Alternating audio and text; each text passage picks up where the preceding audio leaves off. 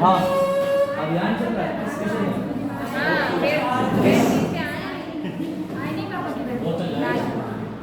सबका बता रही है। हाँ लेकिन क्यों सफाई अभियान क्यों चल रहा है?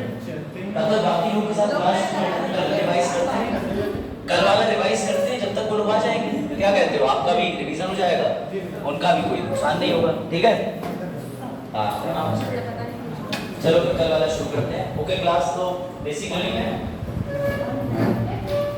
ये भी केवल प्रॉब्लम कर रही है क्या?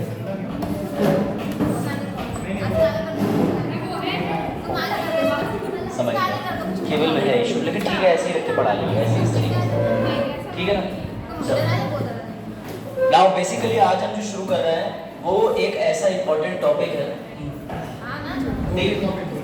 बाकी लोग जब तक आ रहे हैं तब तक ध्यान देना, एक रिवीजन कर लेते हैं। ठीक है डीपीएसपी हम लोगों ने कवर कर लिया, राज्य के नीति निर्देशक तत्व पढ़े घर से नहीं सर,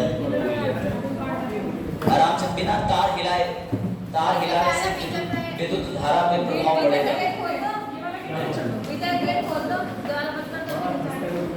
बिल्कुल अपना हक जता लेते हैं ये लोग, अंदर से आएंगे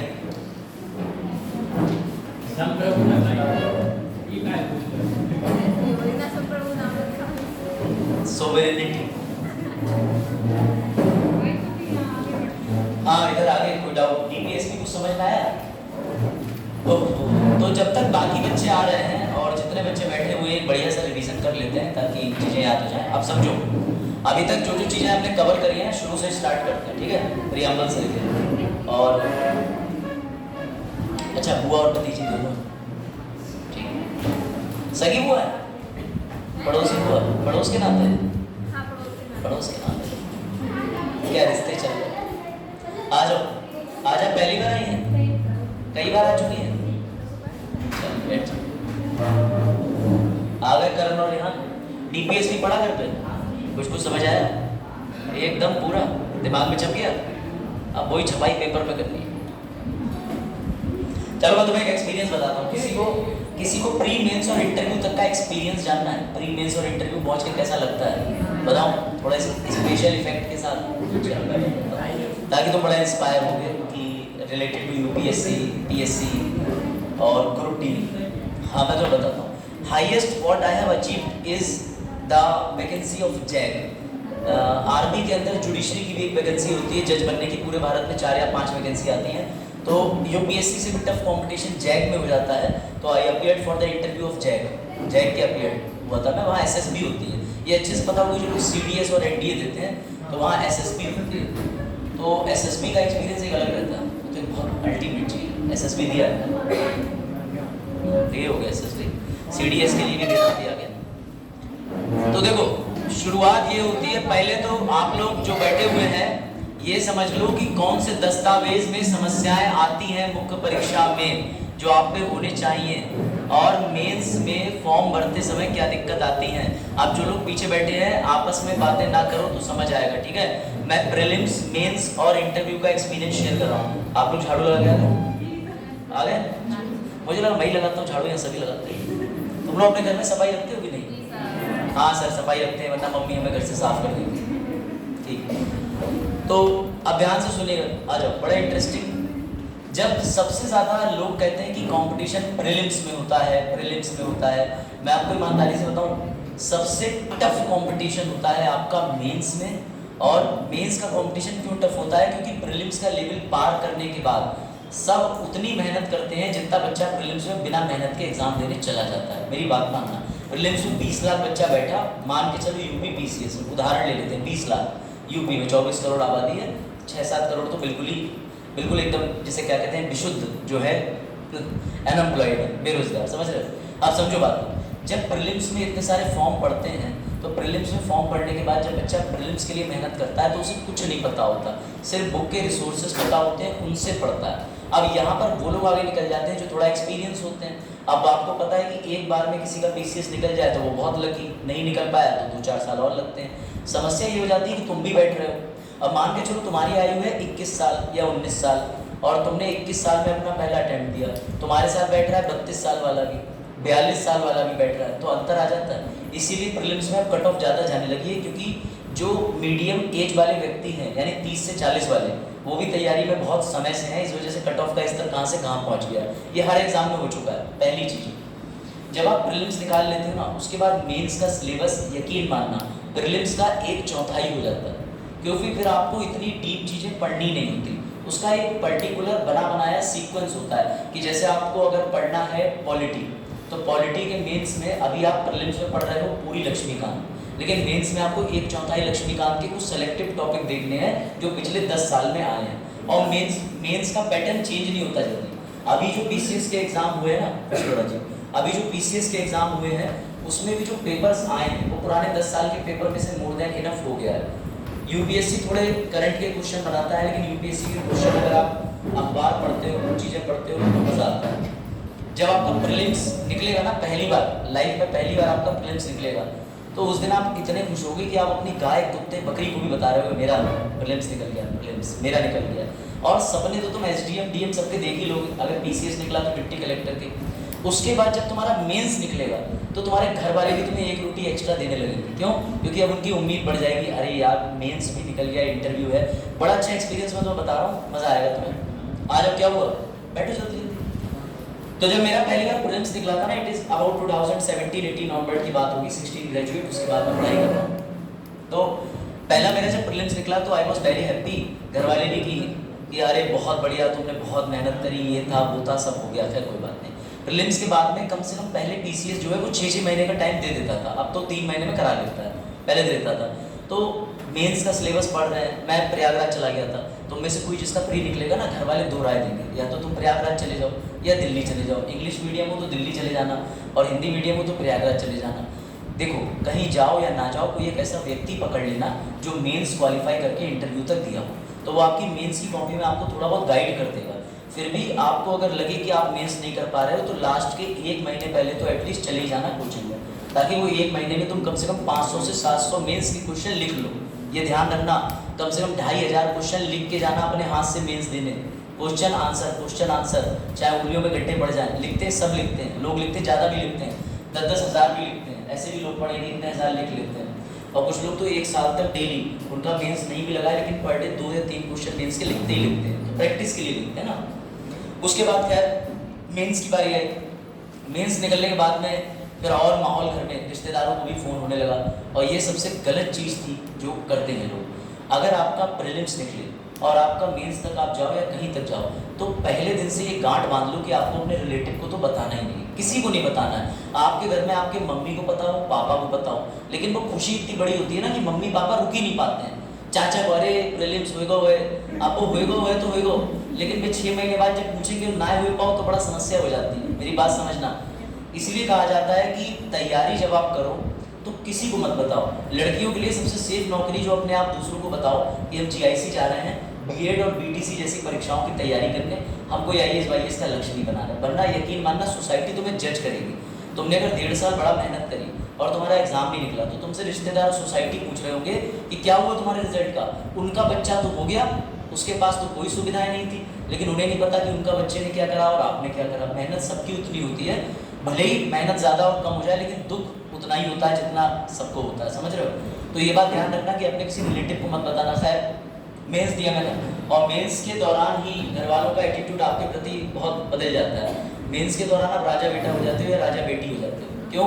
क्योंकि फिर आप 9 बजे भी उठ रहे हो तो पापा कह रहे हैं पढ़ रहा होगा, मेंस के एग्जाम है। और वैसे जरा कोई एग्जाम ना हो तो आप 9 बजे छोड़ो, 7 से 8 बजे उठ के दिखाना, तो घर वाले कहेंगे फ्री की रोटी तोड़ रहे हो, लेटे रहते हो। लड़कियों को लड़कों को दोनों को कहते हैं। खैर मेंस की बात है, तो मेंस की तैयारी हुई। मेंस की तैयारी के समय ही कोई बात नहीं, घर वालों आपको थोड़ा मॉनिटरी भी हेल्प करने लगेंगे। जिनके घर वाले अभी थोड़े रिजर्व भी हैं कि जैसे बेटा हाथ टाइट करके खर्च करो, तो मेंस जब तुम्हारा होगा तो तुम्हारे घर वाले तुमसे पूछेंगे कोई किताब तो नहीं चाहिए, कॉपी भी नहीं चाहिए। सच बता रहा हूँ, चाहे दुनिया के आपके फादर कंजूस यानी माइसर हो, माइसर का मतलब कंजूस हो, या उन पर कितना धन का अभाव हो, लेकिन वो पैसे लेके आएंगे। और जब आप इंटरव्यू में पहुँचोगे मेंस निकाल के, तो आपके पापा आपको लेके जाएंगे रेमंड के शोरूम, सिग्नेचर के शोरूम, और वहाँ आपको वो कोट पैंट पसंद करा रहे होंगे जो कभी उनकी हैसियत नहीं होगी। बड़ा ब्यूटीफुल जर्नी होती है। तो जब मेरा इंटरव्यू था तो मेरे पापा, बेटा ऐसे पहनो, ये वाला पहनो। तो मैंने कहा पापा बारात में नहीं जाना है, वहाँ पे एक फॉर्मल वो मिलता है आपको ऊपर से कि आपको अगर ब्लैक कोट पहनना है, ब्लू कोट पहनना है, फॉर्मल कोट पैंट का हिसाब किताब चलता है। तो जब मैं शॉप पे गया तो मैं थोड़ा वैसा हूँ पैसों के मामले में, यार चलो 6-7 हज़ार में कोट पैंट बन जाएगा। पापा वाले नहीं 12,000 वाला दिखाओ, 16,000 वाला दिखाओ।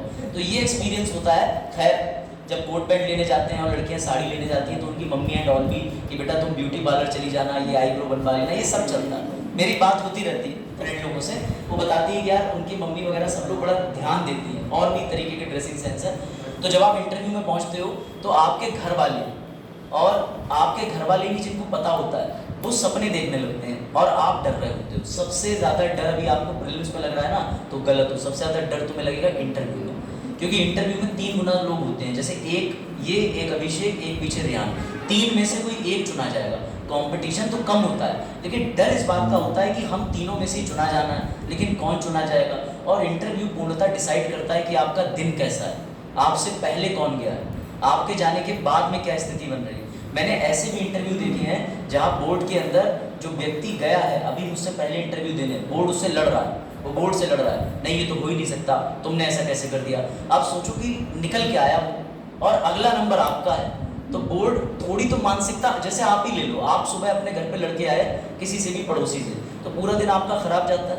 अब वहाँ भी तो इंसान ही बैठे हुए हैं, तो कभी कभार टेम्परामेंट हो जाता है। अब क्या होता है, खैर जब मेरा इंटरव्यू एक्सपीरियंस अभी हुआ था 21 अगस्त को जुडिशरी में, तो मनोज मिश्र जी का बोर्ड था, मेरे बोर्ड में चेयरपर्सन साहब बैठे थे संजय श्रीनिधि जी, ठीक है। अब मुझे किसी ने बताया था कि बोर्ड के जो सदस्य होते हैं वो विधि के क्वेश्चन नहीं पूछते, व्यवहारिक क्वेश्चन पूछते हैं। व्यवहारिक मतलब समय का महत्व क्या है, जीवन के नजरिया क्या है। जैसे दिव्यकीर्ति सर वीडियो के टाइटल डालते हैं, वो सारे वीडियो टाइप चेयरपर्सन के इंटरव्यू के आंसर ही समझो आप, क्योंकि दिव्यकीर्ति सर तो इस मामले में एक्सीलेंट है, सभी को पता है। खैर जब मैं गया तो मुझसे उन्होंने बड़ा प्यार से पहले बैठाया, आपको जाने से पहले दरवाजे पर नॉक करना होता है। नॉक का मतलब ये है कि आप दरवाजे पर अगर एक जो वाइट कलर का मेट होता है ना, मेट को जानते हो, मेट मतलब जो अर्दली होते हैं, क्लर्क होते हैं, क्लर्क आपके लिए गेट खोलेगा, आपको खुद गेट नहीं खोलना। अगर क्लर्क गेट नहीं खोल रहा है और आप खड़े हो तो आप दरवाजा खोलने से पहले नॉक करोगे, परमिशन लोगे। तो नॉक करने के बाद जब आप एक स्टेप एंटर करते हो, ये नियम होता है कि आप पहला स्टेप एंटर करने से पहले हाथ पीछे करके कहोगे मे आई कम इन सर, ये कहोगे। हिंदी में भी कह सकते हो, अंग्रेजी में भी, सर क्या मुझे अनुमति है, मैं अंदर आ सकता हूँ। बिल्कुल शुद्ध हिंदी और अच्छी हिंदी। तो आपसे कहेंगे, बड़ा प्यार से बोलते हैं, मुझसे तो काफ़ी अच्छे से मेरा रहा। तो उन्होंने कहा कि हाँ जेंटलमैन प्लीज़ आप आ जाइए। तो जब मैं आगे जाके गया तो सीट पड़ी हुई होती है और आपको सीट पे बैठने से पहले भी अनुमति लेनी है कि सर क्या मैं सीट पे बैठ सकता हूँ, या सर मे आई सिट। तो वो आपसे कहेंगे हाँ जेंटलमैन। फिर उनके पास एक रिकॉर्ड जाता है, मैं तुम्हें अंदर की बात बता रहा हूँ जो तुम्हें कोई नहीं बताएगा, यूट्यूब पे तो कोई भी नहीं बताएगा। मुझे पता है कितने लोग इंटरव्यू देने गए। अपना आयोग जो प्रयागराज में है, वहाँ हर रूम के बाहर 2 लाइट लगी है ऑपरेशन थिएटर की तरह, एक हरी लाइट, एक लाल लाइट। जब आप इंटरव्यू देने अंदर जाते हो तो पैनल की सीट पे बटन्स होते हैं, वो बटन प्रेस कर देते हैं, ग्रीन लाइट जल जाती है, यानी अभी हम अंदर इंटरव्यू ले रहे हैं। और जब वो खाली होते हैं तो रेड लाइट जल जाती है, तभी बाहर एक सिग्नल चला जाता है कि अब दूसरे कैंडिडेट को भेज दो। खैर मैं इंटर हुआ, उसके बाद चेयर के लिए मैंने पूछा। पूछने के बाद उनके पास आपका 2 तरीके का रिकॉर्ड होता है। अगर आप कोई सरकारी नौकरी कर रहे हैं तो रिकॉर्ड होगा, अगर आपने आखिरी जो शिक्षा ग्रहण करी है वो रिकॉर्ड होगा। लेकिन इसका ये बिल्कुल मतलब नहीं है कि जेएनयू वाला या गन्ना कृषि केंद्र वाला दोनों में वो कोई डिफरेंस देखेंगे, नहीं। आपका सिर्फ बीए चाहिए तो बीए कहीं से भी हो, प्राइवेट हो सरकारी हो, उसकी उतनी वैल्यू है जितनी जेएनयू वाले बीए की। वो तो जब आपसे इंटरव्यू लेके बातों से, तब आपके विचार कैसे हैं इस पर उन्हें गौर करना, समझ गए बात को। फिर उसके बाद उन्होंने सबसे पहले मुझसे कहा कि तो आपने एलएलएम किया है, तो मैंने कहा हाँ। बोले आपकी स्ट्रीम कौन सी थी? जब भी आप पोस्ट ग्रेजुएशन करते हो लॉ के फील्ड में तो क्रिमिनल कॉन्स्टिट्यूशनल आपकी स्ट्रीम होती है। तो मैंने बताया मेरी स्ट्रीम संविधान है। फिर उन्होंने कहा कि आप टीचिंग भी करते हैं? तो मैंने कहा हाँ। बोले कौन सा विषय पढ़ाते हैं? तो मैंने कहा संविधान। तो फिर उन्होंने मुझसे डायरेक्टली क्वेश्चन पूछा, बोले आप हजारी प्रसाद द्विवेदी जी को जानते हैं? अब मैं शॉक्ड हो गया। मैंने सोचा कि हिंदी साहित्य का कोई ज्ञान नहीं, हिंदी साहित्य मेरा वैकल्पिक विषय नहीं। तो मैंने कहा सर मैंने नाम सुना है परंतु उनकी कोई रचना या मुझे अभी खासा कविता याद नहीं। साफ स्पष्ट ईमानदारी, आपको अपना नाम याद आ रहा है तो जो है उतना बोलो। आपने अगर झूठ बोला तो वो आपको पकड़ लेंगे। अगर मैं उसी समय कहता हाँ हजारी प्रसाद द्विवेदी कक्षा नंबर 8 ये कविता है और वो तो बनारस में रहते हैं ऐसा ऐसा, कहते हैं अच्छा। फिर वो तुमसे वो चीज़ पूछेंगे क्योंकि वो तुमसे पूछते ही वही हैं जिस पर वो एक्सपर्ट होते हैं। मेरी बात याद रखना। मैंने स्पष्ट बताया कि मुझे इतना आता है। उन्होंने कविता सुनाई, उस कविता में राजा और प्रजा का वर्णन था। और ठीक मेरा इंटरव्यू हुआ उससे एक दिन पहले अविश्वास प्रस्ताव की घटना अखबार में चल रही थी, no confidence motion Rahul Gandhi का। पता है ना कि विपक्ष ने नो कॉन्फिडेंस मोशन मूव कर दिया था मोदी जी के खिलाफ, ये चल रहा था। तो उस कविता में उन्होंने कहा कि आपको नहीं लगता सत्ता सिर्फ अमीर लोगों के हाथ में एक रह गई है, यानी चुनाव जो है अमीर लोग प्रचार करते हैं, अमीर लोग चुनाव लड़ते हैं, तो आपको नहीं लगता कि जो चुनाव है ये सिर्फ अमीरों के हाथ की चीज़ रह गई है, किसी गरीब व्यक्ति की या निर्धन व्यक्ति की चुनाव में कोई भूमिका नहीं है। तो मैं इसमें सोचा अच्छा एक बात और है, बैठ जाओ, क्या हुआ, बैठ जाइए जहाँ जगह हो। राजीव ध्यान दो पीछे प्रिंस, ये एक्सपीरियंस तुम्हें नहीं बताया कोई, मैं प्रैक्टिकल बता रहा हूँ, लास्ट महीने का भूल जाऊंगा मैं भी।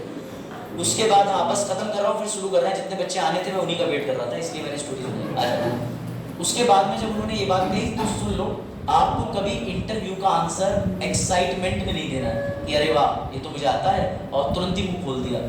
पैनल में अगर 4 लोग बैठे हैं, ये और ये, तो सबसे आई कांटेक्ट रखना होता है। सवाल ये पूछेंगे तुम्हें देखना सभी को है, वरना हमें लगेगा ये बाकी को तो इग्नोर मार रहा है, सुन से तो नहीं हो रहा है। तो इसका उत्तर आता था मुझे, फिर भी मैंने नजरें नीचे करी और मैंने कहा सर मैं कुछ सेकंड सोचना चाहूँगा। बोले हाँ हाँ प्लीज़। तो मैंने 5 सेकंड में जवाब लिया। फिर मैंने उनसे कहा कि विपक्ष ऐसे ऐसे होता है और बड़े कम शब्दों में आपको बोलना होता है।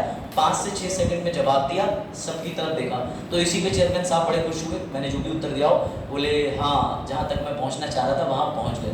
फिर उन्होंने और प्रश्न पूछे कि जीवन में आप क्यों जज बनना चाहते हैं, क्या आपकी भूमिका है, आपको जज क्यों बनाए।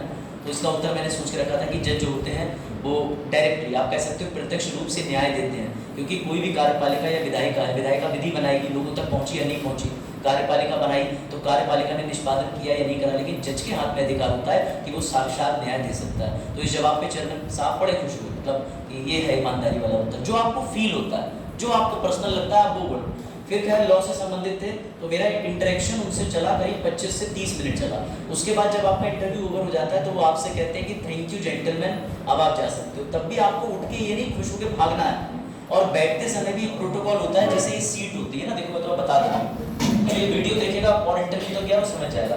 जब आप सीट पे बैठेंगे तो ब्लेजर होता है कोट, फॉर्मल कोट में एक ही बटन होता है और आपको तुरंत ही बटन पे हाथ करना है और खोल देना है, मतलब द मोमेंट यू सिट तो आपका कोट खुलना चाहिए और आपकी बेल्ट दिखनी चाहिए, टाई आपकी बेल्ट तक आनी चाहिए। अगर आपका कोट बंद है तो यहाँ पे ऐसे बबल बन जाता है, फिर वो बड़ा गंदा लगता है, तो वो चीज़ भी वो नोटिस करते हैं। फिर जब आप उठोगे तो आप बटन लगा दोगे, इसकी प्रैक्टिस दी जाती है। इसकी प्रैक्टिस आपको शीशे के सामने करनी पड़ेगी, सभी करते हैं, मैंने भी करी थी, आप भी दूंगा इंटरव्यू तो तब भी करूँगा। फिर उसके बाद आपने बटन लगाया, आपने उनको बोला एक तरफ ये सीट है, आप खड़े हुए आपने बटन टाई करा, फिर आप एक स्टेप लेके ऐसे आओगे क्योंकि अब आप सीट छोड़ रहे हो, तो फिर आप कहोगे थैंक यू जेंटलमैन या थैंक यू सर बोल देना।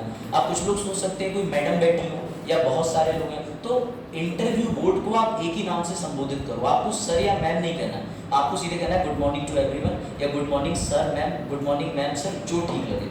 कोई इस पे वो ऐतराज नहीं करते, उन्हें भी पता है कि आज तुम्हारी ज़िंदगी का ऐसा दिन है कि तुम्हारे पैर ऐसे ऐसे ऐसे ऐसे हो रहे होंगे, लेकिन तुम चल के आ गए, ये बहुत बड़ी बात है, उन्हें भी पता है ये बात। तो खैर फिर आप जब वो करते हो तो आपको पीछे मुड़ना है। कई बार पैनल तुम्हें चेक करने के लिए तुम्हारे मुड़ते ही तुम्हारे मुंह पे बोलेगा ये इससे नहीं हो पाएगा, ये तो बेकार है, इससे नहीं हो पाएगा, ये भी बोलते हैं, लेकिन अब तुम्हारे जैसा कोई हो वो घूम जाए, क्या कह रहा है, इतनी देर अच्छा इंटरव्यू चला, तो तुम ब्लैक लिस्ट हो जाओगे। पैनल जो भी ओपिनियन बनाएगा तुम्हें उससे मतलब नहीं है, तुम टर्न करो, टर्न करने के बाद तुम वापस दरवाजे तक आओ, दरवाजे पे फिर घूमो, फिर उनसे बोलो थैंक यू सर, फिर बाहर हो जाओ। ये पूरी प्रोसेस होती है।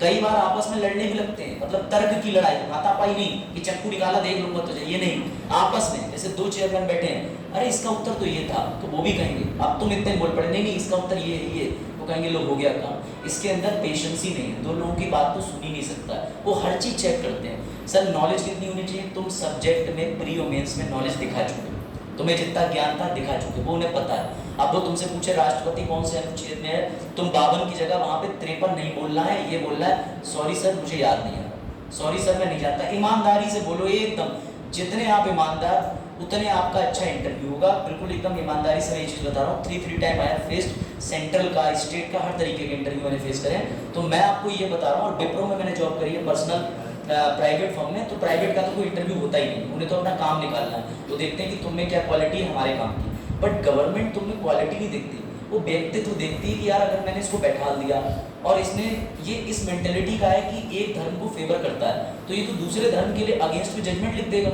और जज को बहुत तटस्थ होना पड़ता है, न्यूट्रल। तो अकॉर्डिंग टू आपकी पोस्ट इंटरव्यू होते हैं, बट बड़ा अच्छा एक्सपीरियंस रहता है। और इंटरव्यू वाले दिन आपको 2 बजे बुलाएंगे, लेकिन इंटरव्यू शुरू होगा 4 बजे। 2 बजे आप अपने सारे कागज ओरिजिनल और एक फोटो स्टेट लेके जाएंगे, वहाँ मिलेगा आपको समीक्षा अधिकारी आरओ।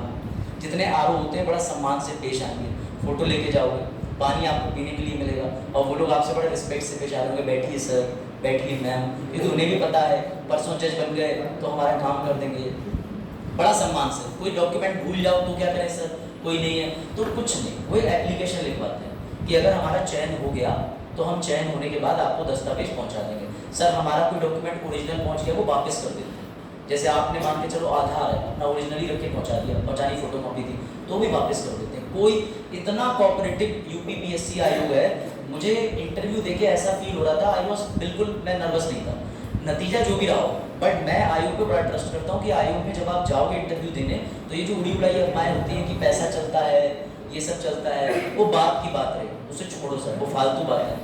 आपको जितने भी ये लोग कहने वाले मिलेंगे ना पैसा चलता है, उनसे कहना कहाँ चल रहा है, हमें लेके चलो हम दे देंगे, तो तुम्हें ले जा नहीं पाएंगे। सुनी सुनाई बातों पे ध्यान नहीं देना चाहिए, लेकिन one of the best interview था।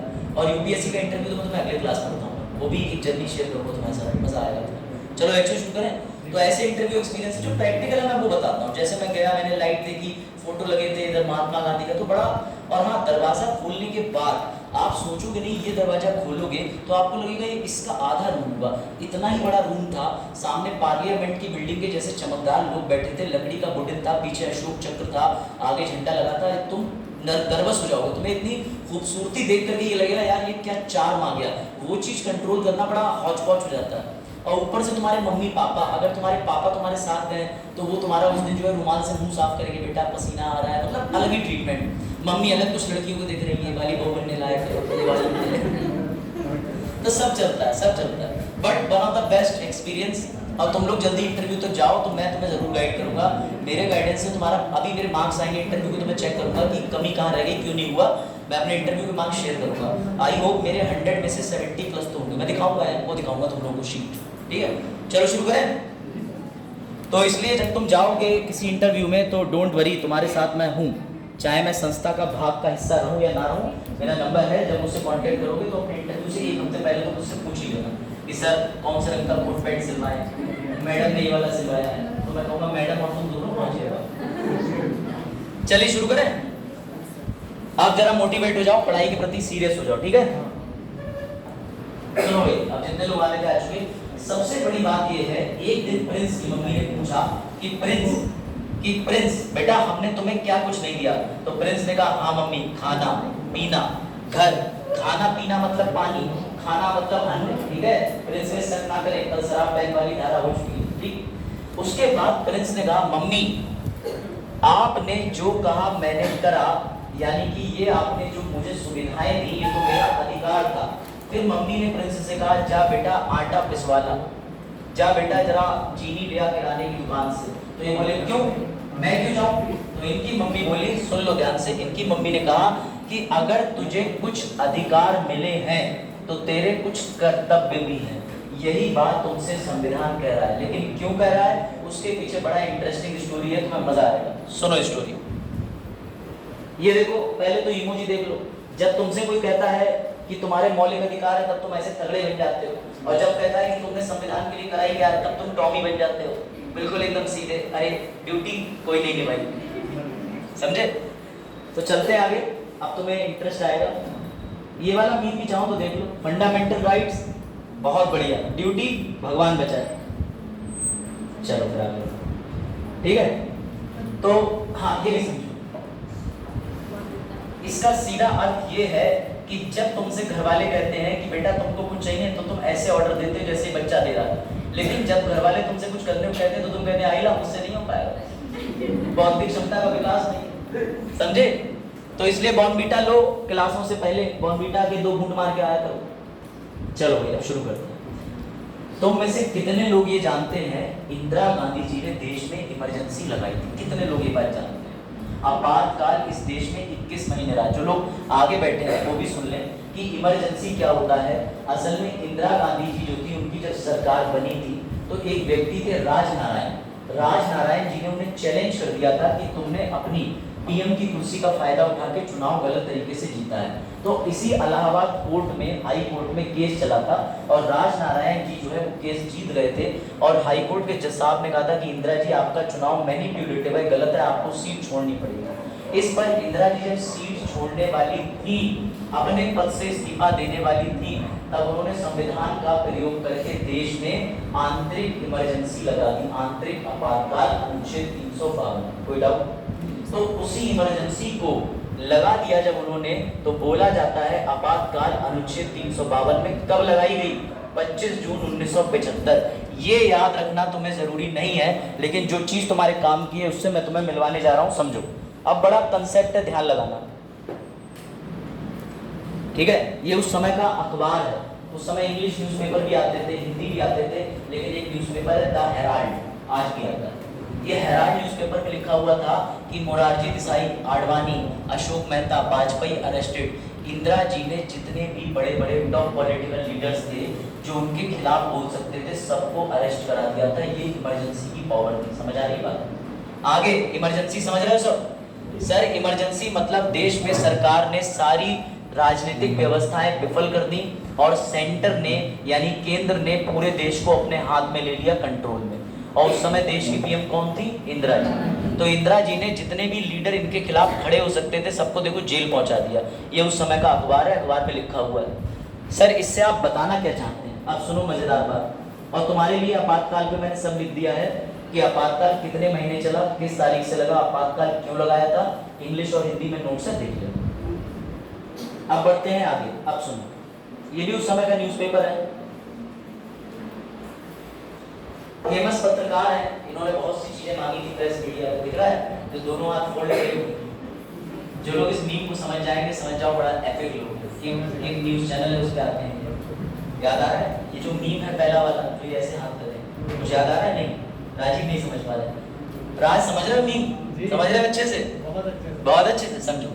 अभी बीच में एक सेलिब्रिटी जो थे सुशांत सिंह, उनकी हत्या पे रोज न्यूज़ चैनल आ रहा था और ये बताया जा रहा था कि उनकी जो हत्या हुई है वो किसी शेड्यूल एच श्रेणी के ड्रग के मामले में हुई है। तब एक न्यूज़ चैनल पे एक बड़ा मीम वायरल हुआ था कि मुझे सुना था, नहीं सुना था? मैं उसी मीम की बात कर रहा हूँ। सर आपने मीम क्यों लगाया, स्टोरी तुम्हें समझ आ जाएगी इसी स्लाइड में, सब ध्यान देना। सर देश में आपातकाल इमरजेंसी थी। इमरजेंसी में इंदिरा गांधी ने उस समय 75 में सारे अधिकार छीन लिए, देश में कोई मौलिक अधिकार नहीं बचा था। सर हमने पढ़ा है 20 और 21 बच जाता है बेटा, तो 1978 के बाद बचता है, 78 से पहले की प्रिंस बात होगी। समझना फिर से, मैं फिर समझा रहा हूँ। इंदिरा गांधी जी ने देश में नेशनल इमरजेंसी लगाई थी। इमरजेंसी लगाने के समय पे उन्होंने जितने मौलिक अधिकार थे सब छीन लिए थे। तभी प्रिंस के जैसे, अभिषेक के जैसे, राजीव के जैसे लोग पहुंचे और इंदिरा जी से कहने लगे मैडम हमारे मौलिक अधिकार वापस करो। बहुत दिन हुए, 21 महीने हुए, 2 साल से ज्यादा समय हुए, 2 साल के आसपास समय होने जा रहा है, 1-1.5 साल से ज्यादा समय हो गया, हमारे मौलिक अधिकार हमें वापस दो। क्यों?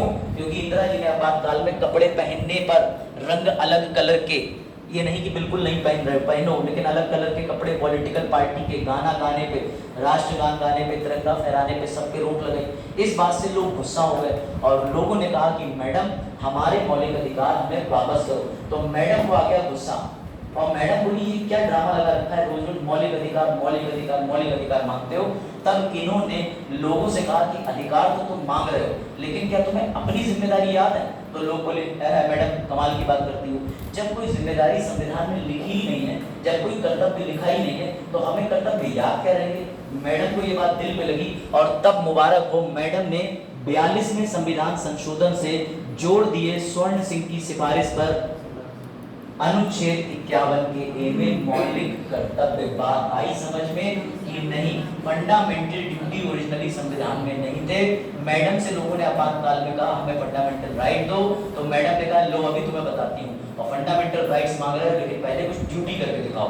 तो मैडम ने अनुच्छेद 51 का काम ऊपर लिखा है 1976 में जोड़ दी गई। क्यों 1976 में ही जोड़े? क्योंकि 75 में इमरजेंसी देश में चल रही थी। कोई डाउट? ये कनेक्शन है कि फंडामेंटल ड्यूटी अनुच्छेद 51 के माध्यम से क्यों जोड़ी गई बेटा? स्टोरी कंसेप्ट क्लियरिटी कि मैडम के पास तुम पहुंचे, तुमने कहा हरी सब्जी खाना मेरा अधिकार, मैडम बोली सब्जी उगाने के अधिकार भी तो लेके आओ, तो हमने कहा है ही नहीं, तो मैडम ने कहा मैं तुम्हें ड्यूटी देती हूँ बेटा, ये पकड़ो खेत और ये ड्यूटी, उगाओ और खाओ। तो जो भैया खेत है और तुम्हारी ड्यूटी, हाँ पूछो, डाउट हो रहा है, कोई डाउट? इमरजेंसी प्रोविजन पूछ रहे हो, बात कर लें? हाँ कर लो डिस्कस कर लो। हाँ इमरजेंसी प्रोविजंस दी गई है जर्मनी से, वाइमार कॉन्स्टिट्यूशन का अनुच्छेद 32 जो जर्मनी का था, और उसमें लिखा हुआ है in the name of constitution emergency in the era of darkness nobody will prevail. सब रट क्या है, सब पता चले, सब पता चले, सब। कोई डाउट? समझ गया जर्मनी से लिए कि नहीं? अरे तुम्हारे एसएससी में बहुत आगे गया हूं मैं, अभी बताऊंगा एक्सपीरियंस, वो भी समझो बात को। देखो 1976 में जब मैडम को फंडामेंटल ड्यूटी ऐड करनी थी, तो मैडम ने ये काम किसे दिया? कुछ मैडम के चुनिंदा फेवरेट लोग थे। ऐसे ही एक फेवरेट व्यक्ति और थे मैडम के, उनका नाम था सरदार स्वर्ण सिंह जी को मैडम ने बुलाया। सुन लो, ध्यान दे लो, फिर कहोगे कंसेप्ट उड़ गया। मैडम ने इनको बुलाया और मैडम ने कहा कि लोग मौलिक अधिकार चीख रहे हैं, जरा लोगों को एक रिमाइंडर दो। रिमाइंडर का मतलब उन्हें याद दिलाओ कि तुम्हें सिर्फ मौलिक अधिकार ही नहीं मिले हैं, तुम्हें कुछ कर्तव्य भी मिले हैं। क्यों सर, इन्होंने क्यों करे? क्योंकि बेटा ये देखो, ये मैडम के ज्यादा ही खास थे। अब समझ गए क्यों कि स्वर्ण सिंह जी को ये काम क्यों दिया गया? वो रही मैडम विदेश में और ये रहे स्वर्ण सिंह जी, सारे फोटो हैं ओरिजिनल अभी की। इस वजह से मैडम ने स्वर्ण सिंह जी से कहा कि जाओ मौलिक कर्तव्य संविधान में बना के लेके आओ, और जो वो ड्राफ्ट लेके आए उस ड्राफ्ट को पास कर दिया गया, और वही बन गए जाकर के फंडामेंटल ड्यूटी। कोई डाउट? अब बताओ, कोई डाउट हो? कोई डाउट हो बताओ, उसको भी जूम करूंगा। मैं स्टोरी पूछूं?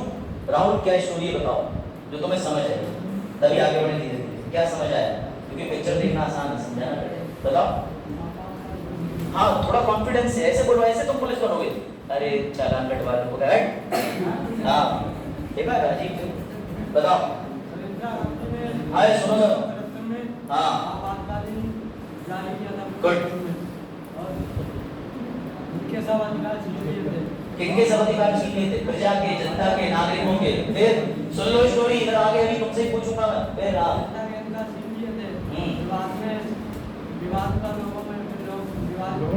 अच्छी सुना रहा हूं। मौलिक अधिकारों के लिए विवाद करने लगे, तभी उन्होंने कहा कि तुम्हारे अधिकार तो हैं, अधिकार तो दे देंगे, लेकिन तुम्हारे तुम कर्तव्य भी तो हैं। गुड गुड, अरे क्लैप करोगे, एक्सीलेंट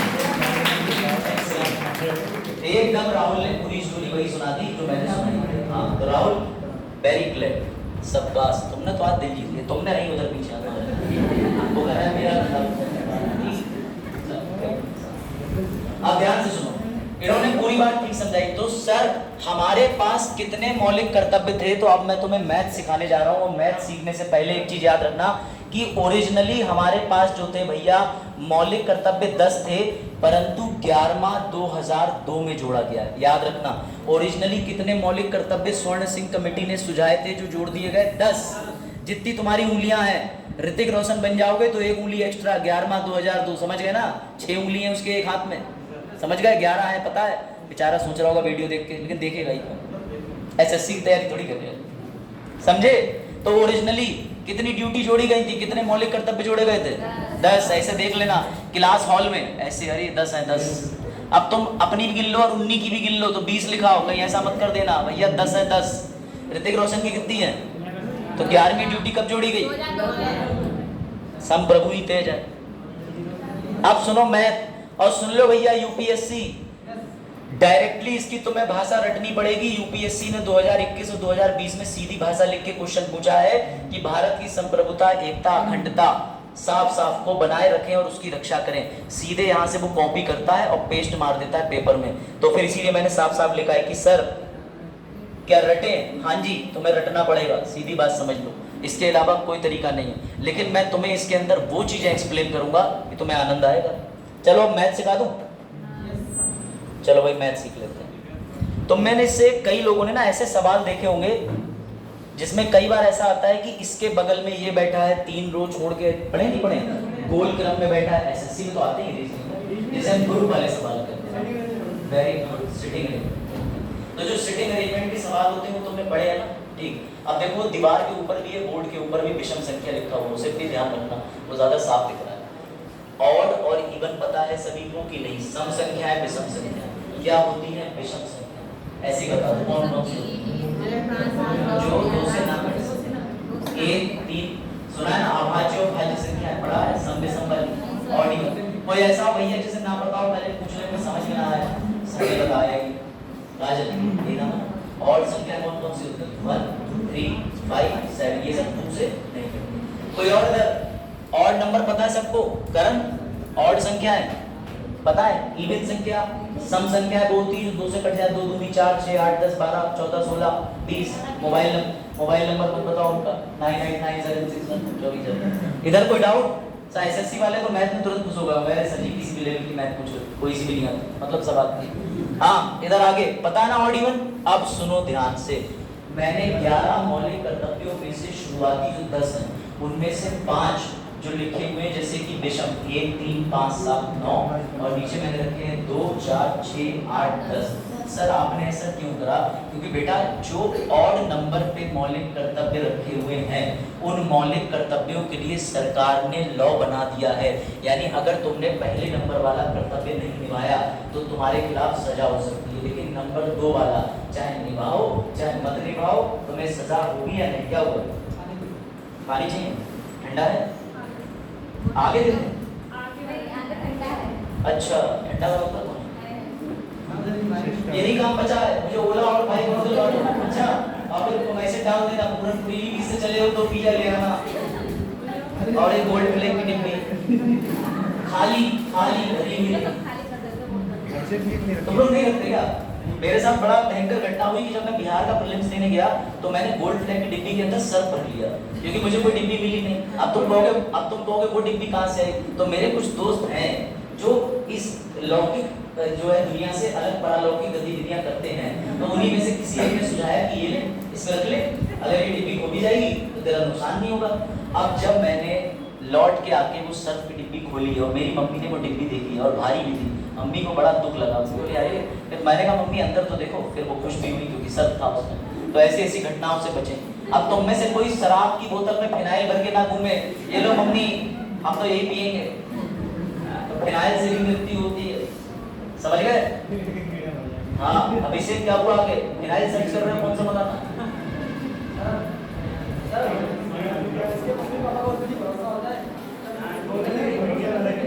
जब मम्मी पापा को भरोसा होता है बेटा, भरोसा तुम्हारे दोस्त कैसे है ना उस पर भरोसा डिपेंड करता है। हमारे मम्मी पापा को भी हम पे बहुत भरोसा है, लेकिन हमारा एक प्रिय दोस्त है वो जाके अभी कह दे कि मैंने इसको देखा ऐसे ऐसे सिगरेट पीते हुए, तो भले घर वाले नहीं मानेंगे लेकिन शक की निगाहों से 2 दिन देखेंगे। समझ लो जो दोस्त है मम्मी पापा उन्हें तो बेटा दुनिया इसी मिथ्या साक्ष्य में जी रही है, समझ रहे? माँ बाप बेचारे इसी में कि हमारा बाबा चुना है, उस दिन पता नहीं नक्षत्र सही नहीं थे, जेवाला लड़का बढ़िया इसी के पास है। अब तुम्हें नहीं पता तुम्हारे बेटे को कोई खराब कर रहा है जो सीधा है, क्योंकि तुमसे वो रिश्वत भी ले रहा। अब इधर और चल रहा है आपस में दोनों, तुम्हारी मम्मी आई थी मैंने शिकायत करी थी। चलो अब देखो, अब ऑड इवन पॉलिसी पर वापस आ जाओ। ऑड इवन पॉलिसी एक बार दिल्ली में भी चली थी कि इस तरह से रखी गाड़ी हो गई, किस तरह से छोड़ो, बैठ जाओ विषय। ऑड इवन पॉलिसी में तुम्हें क्यों बता रहा हूँ समझो। जो अनुच्छेद जो भी मौलिक कर्तव्य है उसमें पहला, तीसरा, 5वां, 7वां, 9वां इनमें सरकार ने लॉ बनाया है, लेकिन जो इवन है 2 4 6 8 10 वो ऐसी हैं कि तुम उनका कर्तव्य करो या ना करो, सरकार तुम्हारा कुछ नहीं करती। देखना चाहोगे? बड़े आगे यानी सर आपने रेड से बना रखी है, एक ब्लू से बना रखी है। अब एक एक चीज को समझते हुए चलेंगे और आज तुम्हें पता चलेगा कि तिरंगे का अपमान करने पे क्या होता है, सब लिखा हुआ है। खालिस्तानी मूवमेंट करते हैं तो क्या होता है, सब खबर होता है। बड़े आगे कोई डाउट? सर आपने तो 11 बताई है, 11वें वाली का क्या होगा तो वो मैं बाद में बताऊंगा। चलो फिर आगे बढ़ते हैं। और मौलिक कर्तव्य क्यों जरूरी हैं, संविधान में क्यों डाले गए, इनकी इंपॉर्टेंस क्या है, इनमें खामियां क्या है, इनकी बुराइयां क्या हैं, ये सब तुम्हें इसमें से पढ़ के पता चल जाएगा।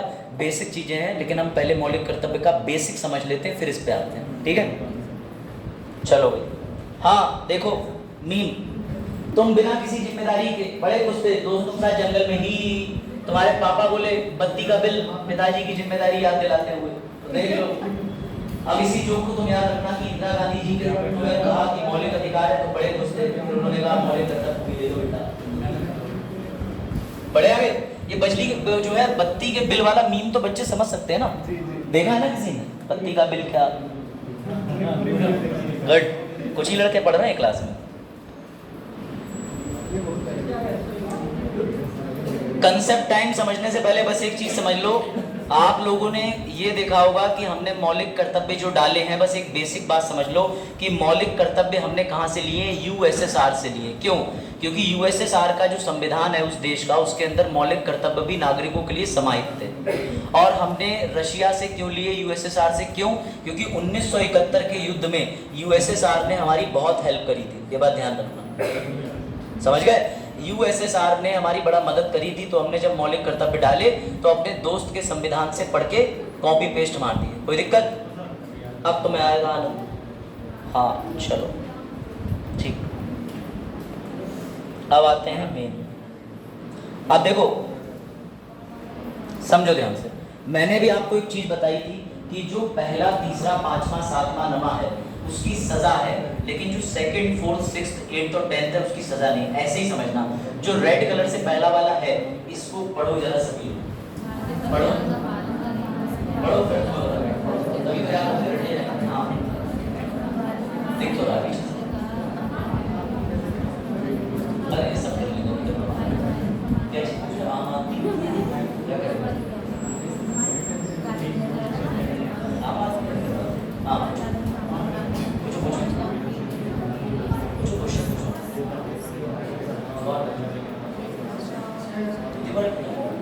कैसे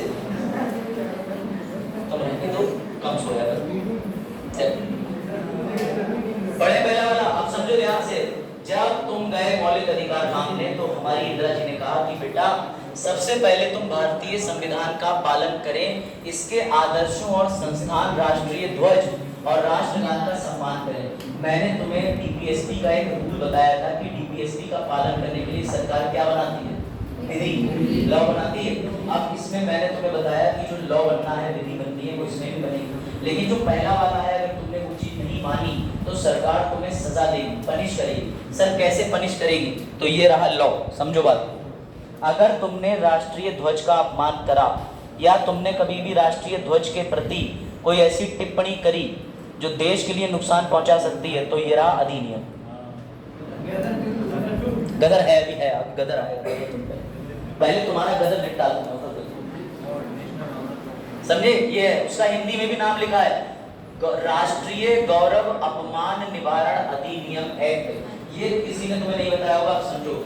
मौलिक कर्तव्य में उन्होंने ये एक्ट बनाया है कि अगर कोई व्यक्ति कभी राष्ट्रीय ध्वज, राष्ट्रीय गान, राष्ट्रीय प्रतीक, राष्ट्रीय आदर्श किसी का अपमान करेगा तो इसके तहत उसे सजा मिलेगी। सर हम एक ऐसे वर्ग को जानते हैं जो राष्ट्रगान नहीं गाता, क्या करें उसका?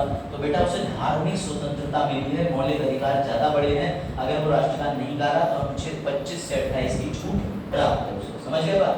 लेकिन तुम किसी पर्टिकुलर धर्म के नहीं हो, तुम्हारा धर्म कह रहा है राष्ट्रगान गा सकते हो, फिर भी तुम अपमान करते रहो, नहीं गाना, थिएटर में चुप खड़े हो, लेकिन तुम अपमान कर दो, गलत तरीके से गा दो, बीच में रुक जाओ, डिस्टर्बेंस कर दो, तो तुम्हें इसी एक्ट के तहत सजा मिलेगी।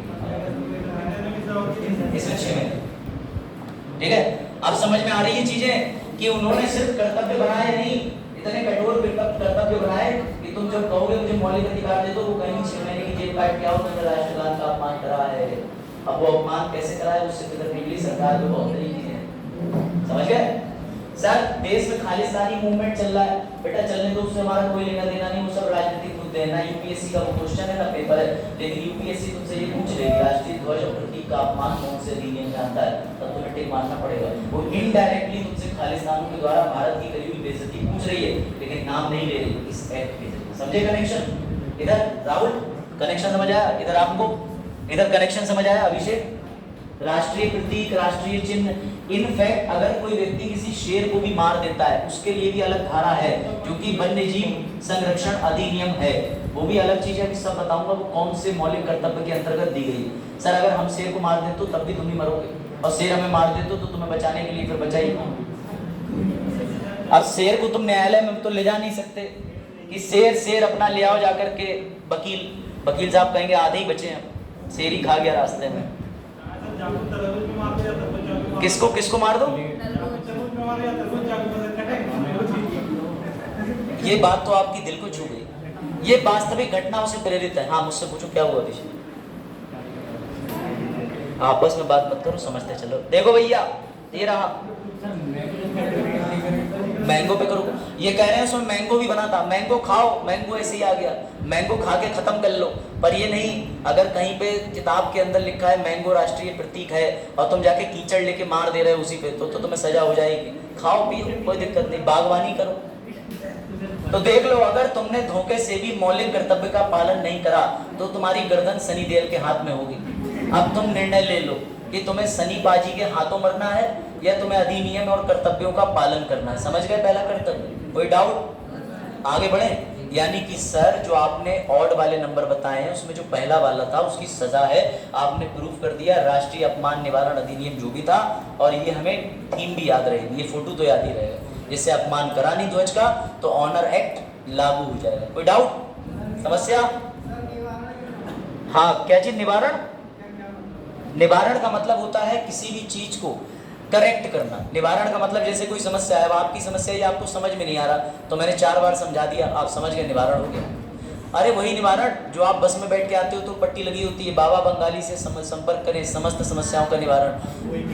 पड़ोसी को मारना हो, प्यारे पुराने कलेश छूटे हो, किसी और की बीवी किसी और के पति के संग जानी हो, तो वो सब जो बाबा बंगाली वाले हैं वही निवारण है।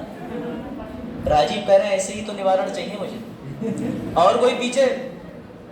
कोई डाउट हो तो पूछो, आगे बढ़े। दूसरी ड्यूटी पे, पानी अपना ले आया करो, मैं तो पीलीवी से इसलिए नहीं लाता हूँ, भारी पड़ जाती बॉटल, और वो यहाँ यहीं पड़ोस में ले रहे, जलाई तो वही ले लो, तो मनोज पी लो, अब तुम पी लो, इतना मत शर्माओ, खाली है बोतल। वो भी समझदार है, उन्होंने भरने के लिए भेजा है, दे दे दे दे, भर के भी लाएगा, भर के। लड़कियों से ज्यादा समझदार कोई नहीं होता, ऐसा मेरी मम्मी सही कहती है, खुद भी लड़की थी। अभिषेक कह रहे हैं सबकी मम्मी यही कहती, तुम्हारी मम्मी तो अलग से ले जाके समझाती है कि तू भी नहीं सही है, लड़कियां तो नहीं सही है। हमारा वर्जन ही अलग कर दिया, अपने ग्रुप में शब्द को ठीक से बोलना। अलग कर दिया। ठीक है भाई सुनो, सर अगर कोई भारतीय नक्शे की भी इंसल्ट करे तो हाँ जी, भारतीय नक्शे की भी इंसल्ट इसी अधिनियम में कवर होती है। भारतीय ध्वज, पक्षी, फूल, कुछ भी बेइज्जती करोगे तो भैया अपमान, राष्ट्रीय अपमान निवारण अधिनियम 1971 में तुम जेल चले जाओ। कोई डाउट? अगर कोई दूसरा अंतर्राष्ट्रीय देश तुम्हारे नक्शे की बेइज्जती करता है तब क्या करोगे? तो ये एक्ट उस पर काम नहीं करता, तब सरकारें देती हैं केंद्र की कि हमें इसका पेट्रोल बंद करना है, इससे गाड़ी लेना बंद करना है। समझ गए? नहीं तुम दिमाग लगाओ, क्योंकि आए दिन नेपाल जो है और खासकर चीन तो ऐसे एरिया बढ़ाता रहता है, जैसे एरिया ना हो गया पेड़ हो गया, हर साल बढ़ता है। किस दिन चीन को भारत इतना बढ़िया सबक सिखाएगा, आधे से ज्यादा मैं तो कहता हूँ इंडिया को रिलीज कर देना चाहिए। चीन का जो एरिया है उसे इंडिया के नक्शे में से घुमा के ले आओ, चाइना वाला विरोध करेगा तो उन्हीं के नक्शे उन्हें दिखा दो, कहना तेरे ही नक्शे कदम पे चल रहे हैं ससुरे। हैं? कितने काट लिया? चीन वाले तो अंदर आ ही रहे, लेकिन ऐसा चिंता ना करो, जरा चुनाव हो जाए भारत में, उसके बाद फिर भगाएंगे। कौन? चीन? चीन के संग समस्या ये है कि चाइनीज हैं बिल्कुल एकदम 4 फीट के, और वहां खड़े हैं जाट बॉर्डर पे, वो है कम से कम 6.5 फीट से कम के, है ही नहीं, वो ऐसे उठा लेते हैं, बोले बेटा हट, पापा को भेजो, पापा और छोटे आ रहे हैं। तो चाइना की तो बेइज्जती समाज ही कर रहा है। अच्छा देखो, ये सबसे बड़ी चीज है, ये तुम्हें समझनी पड़ेगी। नवीन जिंदल का केस, उससे पहले सनी बाजी को हिंदुस्तान जिंदाबाद कहलवा दिया है, चिंता ना करो। देखो एक बड़ा अच्छा केस था, और ये केस तुम्हें समझ के ना राष्ट्रीय ध्वज की कीमत पता चल जाएगी। पहले राष्ट्रीय ध्वज जो है वो किसी को लगाने की अनुमति थी तो किसी को नहीं। कैसे? वो नवीन जिंदल साहब के मामले में पता चला। ये नवीन जिंदल है भारत की सबसे अमीर महिला के सबसे छोटे बेटे नवीन जिंदल। अब भारत की सबसे महिला कौन है अमीर, वो सब रिसर्च तुम बाद में करना जरूरी नहीं है, लेकिन नवीन जिंदल को जान लो, क्योंकि ये फ्लैग करके एक संस्था भी चलाते हैं जिसमें ये फ्री में फ्लैग बनाते भी हैं, बांटते भी हैं, सब करते हैं। नवीन जिंदल सामने जो बंदे, होता यह है कि नवीन जिंदल की एक कंपनी होती है प्राइवेट, और नवीन जिंदल अपनी कंपनी पे तिरंगा लहरा देते हैं, फहरा देते हैं। मेरी बात समझना और कनेक्शन समझना। तो जब ये तिरंगा फहराते हैं तो इनके खिलाफ कुछ लोग केस कर देते हैं कि ये तो प्राइवेट संस्था पे तिरंगा फहरा रहा है, और जबकि तिरंगा फहराने की आज़ादी नहीं है। ये बात पहले की बता रहा हूँ मैं, अभी वर्तमान में तो सब फहरा रहे हैं। तब नवीन जिंदल कोर्ट चले गए, लेकिन सर ये कोर्ट कैसे चले गए? क्योंकि कोर्ट तो जा ही नहीं सकते थे। तो कोर्ट जा सकते थे क्योंकि ऑनर एक्ट एक धारा है, एक अधिनियम है, अधिनियम को लेकर कोर्ट जा सकते हो। दूसरी बात, इन्होंने ये कहा कि अनुच्छेद 19 में अभिव्यक्ति की आज़ादी है और तिरंगा फहराना देशभक्ति की अभिव्यक्ति दिखाना है, मतलब देशभक्ति की बात को एक्सप्रेस करना मेरा मौलिक अधिकार है। तो ये आर्टिकल 19 बन के एक न्यायालय चलेगा और तब कोर्ट को भी कहना पड़ा कि हाँ झंडा तुम्हारा है, तिरंगा तुम्हारा है, इसको कैसे भी फहराओ, कैसे भी लगाओ, सम्मानजनक। तो ये नवीन जिंदल है जिन्होंने भारत में प्राइवेट स्थानों पे तिरंगा फहराने का अधिकार तुम्हें दिलाया। तो ऐसे व्यक्ति के बारे में तो परफेक्ट, कोई डाउट? समझ गया नवीन जिंदल को? तो इन्होंने बड़ा अच्छा काम करा, very inspirational work he has done. चलो अब आगे आ जाते हैं। ये लो नवीन जिंदल केस की पूरी हाइलाइट, ठीक है? अब देखो मैंने ये अपने लिए लिखा है, पढ़ लो, ठीक है? तो सारे तथ्य सारे उत्तर तुम्हें दे रहा है गुरुजी, इसलिए मैंने लिखा है। बेटा इमोशनल कर देते हो तुम लोग, सर इतनी मेहनत हमारे लिए हाँ कर दे रहे हैं। अरे छोड़ो, खुद को क्रेडिट दे रहा था, आगे बढ़ते हैं, नहीं समझे तुम? चलो आज अब सारी ड्यूटी कवर करेंगे, ठीक है? अच्छे से अब तुम्हें सब चीज समझ में आएगी। पहले वाले में कोई डाउट हो तो अब भी बताओ। राष्ट्रीय ध्वज का पालन करना, राष्ट्रीय प्रतीक का, राष्ट्रीय स्मारकों का, राष्ट्रीय स्थलों का, सबका नहीं करोगे तो ऑनर एक्ट के तहत क्या होगा? जेल, सजा, जुर्माना, घर वाले रोटी नहीं देंगे, जेल वाले देंगे। ये लड़का गया रोटी देने लोगों को, गलत ना समझो, जेल क्यों जाएगा बेचारा, ठीक है? दूसरी चीज समझना, दूसरी और प्रिंस कनेक्शन पकड़ो। मैंने कहा था कि इवन वाले जो है उसमें सरकार जो है, सरकार गवर्नमेंट आप पे सख्ती नहीं बरतती कि आप उस कर्तव्य को मानो या ना मानो, लेकिन कोई विधि नहीं है। कैसे? खुद पढ़ के डिसाइड कर लो। स्वतंत्रता के लिए राष्ट्रीय संघर्ष को प्रेरित करने वाले महान आदर्शों को संजोएं एवं उनका पालन करें। इसका उत्तर समझना, 2 अक्टूबर को गांधी जयंती, पता है? अब तुम में से किसी के लिए भी मैंडेटरी नहीं है कि तुम गांधी जयंती अपने घर में जबरदस्ती मनाओ, तुम्हारी अपनी सोच है। चाहे तुम गांधी जी की जयंती मनाओ ना मनाओ, वो तुम्हारी अपनी पर्सनल है, लेकिन सरकार ने किसी भी तरीके से तुम्हें कोई लॉ बना करके बाध्य नहीं करा। बस तुम्हारी ड्यूटी के तौर पे एक कैलेंडर में अवकाश दे दिया कि भैया आज गांधी जयंती है, अगर तुम मनाना चाहो तो मनाओ। तो अब तुम्हें ऑड और इवन का फॉर्मूला समझ में आ रहा है कि इससे पहले वाले में तो सजा थी, वो भी कठोर सजा है 6 महीने तक की, लेकिन दूसरे वाले में तुम्हें आराम से दे दिया कि तुम करो। इसीलिए कहा जाता है कि मौलिक कर्तव्य 2 प्रकार के होते हैं। कैसे? पहले होते हैं नैतिकता वाले, दूसरे होते हैं नागरिकता वाले। तो नागरिकता वाले जो है वो अभी तुम पढ़ा पहला वाला, और नैतिकता वाला हम पढ़ रहे हैं। कोई डाउट? अब आगे बढ़े फिर से नागरिकता वाला। तीसरा वाला पढ़ो, भारत की संप्रभुता, एकता, अखंडता को बनाए रखें और सुरक्षा करें। बेटा इसका मतलब ये हुआ सोवरेनिटी, सिक्योरिटी, इंटीग्रिटी, प्रियम्बल में भी दिया हुआ, ठीक है? इन सभी चीजों को बनाए रखने के लिए सरकार क्या करेगी? कठोर से कठोर नियम बनाएगी। और ये फॉर्मूला नंबर के अकॉर्डिंग कौन सा है? विषम संख्या, पहले के बाद तीसरा। तो सर कौन कौन से कानून बनाएगी सरकार? तो मुबारक हो, सरकार ने ऑलरेडी कानून बना रखे हैं, ये रहे। धारा 124 NSA, रासुका, राष्ट्रीय सुरक्षा अधिनियम, पढ़े ये सब चीजें? ये सरकार ने इसलिए बनाई है कि तुम देश में रह रहे हो, संसाधन का प्रयोग कर रहे हो, लेकिन अगर तुमने राष्ट्र की सुरक्षा के प्रति कुछ भी करने का प्रयास किया तो हम NSA लगा देंगे, रासुका लगा देंगे। समझ आई बात फ्रेंड्स? कोई डाउट? बढ़े आगे? सारे कर्तव्य समझना है। राहुल, इधर मनोज, आपका नाम? निर्दोष, निर्दोषी नाम है, इनोसेंट। चलो भाई, हमारे साथ इनोसेंट भी है। अब अगला पढ़ो, अगला ये वाला बड़ा अच्छा है। देश की सुरक्षा करें और जरूरत पड़ने पर या आवश्यकता पड़ने पर राष्ट्रीय सेवा करें। तुम में से कितने लोग यहाँ बैठे हुए हैं जिन्होंने कोविड के दौरान दूसरों की मदद करी? एक आप है, और एक आप है। फर्जी वाले कितने आगे हैं? फर्जी वाले और मनोज तुमने क्या करा? खाना खिलाया था? कैसे करके खिलाया? हाथों से। यार ये कोविड, तुम भी खाओ मैं भी खाऊं कोविड। हाँ पैक करके दिया था। चलो और कोई? किसी ने क्या किसी ने आप में से कोविड में अगर मदद नहीं करी तो किसी को सजा होगी, जेल होगी? क्यों नहीं हुई? फॉर्मूला फिट बैठ रहा है। देख फॉर्मूला इसलिए फिट बैठ रहा है क्योंकि इससे भी जस्ट पहले हमने बड़ा 124 से धारा बनाई है, लेकिन अगली नैतिकता वाली जिम्मेदारी है। तुम्हारा नैतिक काम था कि खाना खिलाओ या ना खिलाओ, लेकिन सरकार ने इस कर्तव्य को लेके कभी तुम्हें कठोर नियम बना के कोई सजा नहीं दी। बात आई समझ में कि नहीं?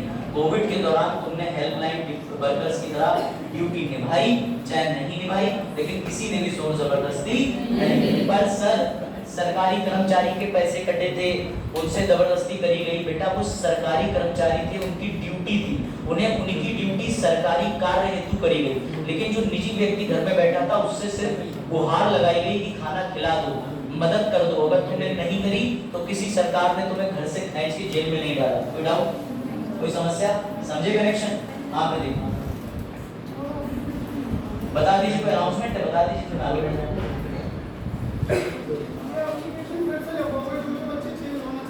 टाइम चेंज करने वाले जो बच्चे हैं,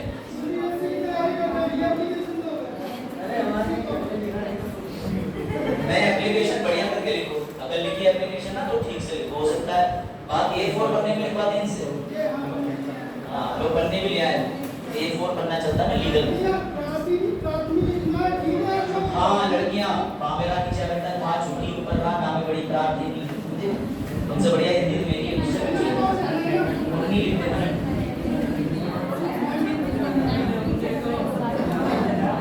अभी से समझ रहा है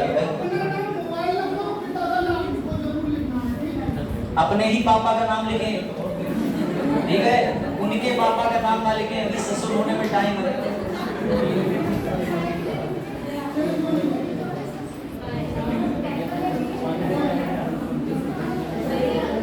जिसे टाइम बदलना है, जिसे टाइम बस की वजह से। हाँ क्या हुआ अभी समझ में आ रहा है? ये कुछ एकदम समझ आ रहा है? कोविड के समय मदद करी किसी की? हाँ सर उसके पैसे किसी ने नहीं करी, सब नहीं करी थी। हाँ लेकिन सरकार ने आपको कोई सजा भी नहीं दी थी, वो कर्तव्य है। वो बोतल उठाओ पीछे से, पानी है।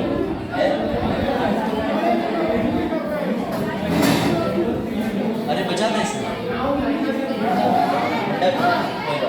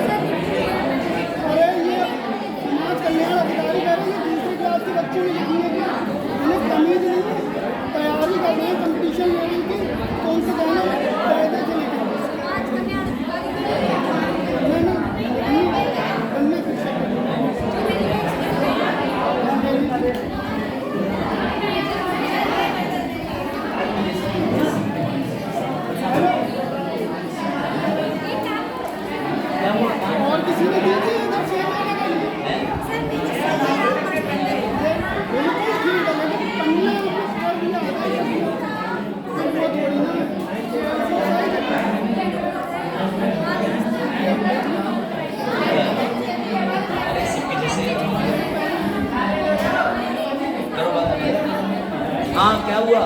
पन्ना ले लो, एप्लीकेशन लिख देना आराम से। क्या गंडे सब्जी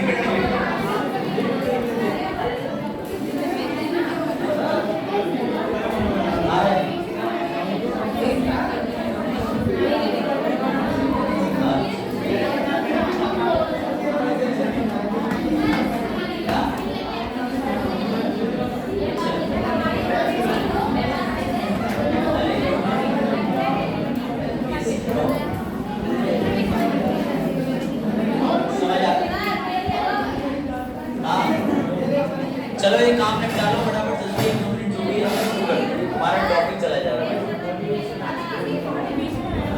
क्या वो एप्लीकेशन लिखनी है?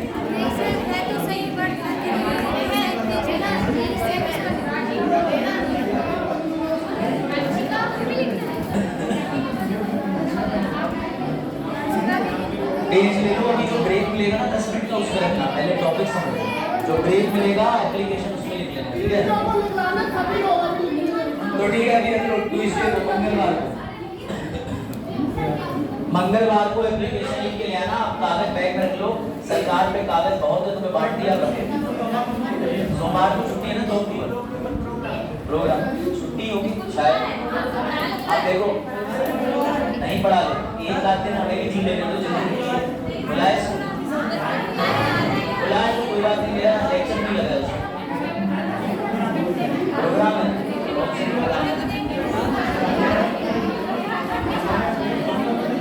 चलो ठीक है, पेपर बांट दो तो मतलब शुरू करते हैं, वापस आ जाओ, काम कर रहा है घंटा 2 घंटा, चलो भाई सुनो, हो गया काम, अब पेपर में अगर पेपर नहीं मिला है तो A4 पेपर 1 रुपए का आता है, ले लेना, सरकारी अस्पताल में खर्चा बनता है, हाँ 2 मिल गया, इससे काम चलो भाई वापस आ जाओ, बैठ जाओ, शुरू करते हैं, ठीक है? वापस आ जाओ कनेक्शन में, तुम्हारा ही कंसेप्ट चला जाएगा, सुन लो नाउ।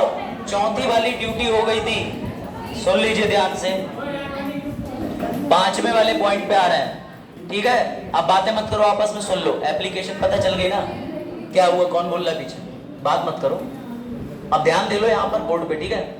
वरना टाइम तुम्हारा कम है, जिस दिन लेक्चर लगना बंद हुए उस दिन खत्म पॉलिटी, इसलिए अभी पढ़ लो जब तक है। और लेक्चर के अंदर क्या है कि ऑडियो तो क्लियर रहता है, लेकिन वो डायमेंशन नहीं मिल पाता, जब वैसे भी ऑफलाइन सुन ही रहे तो सुन लो।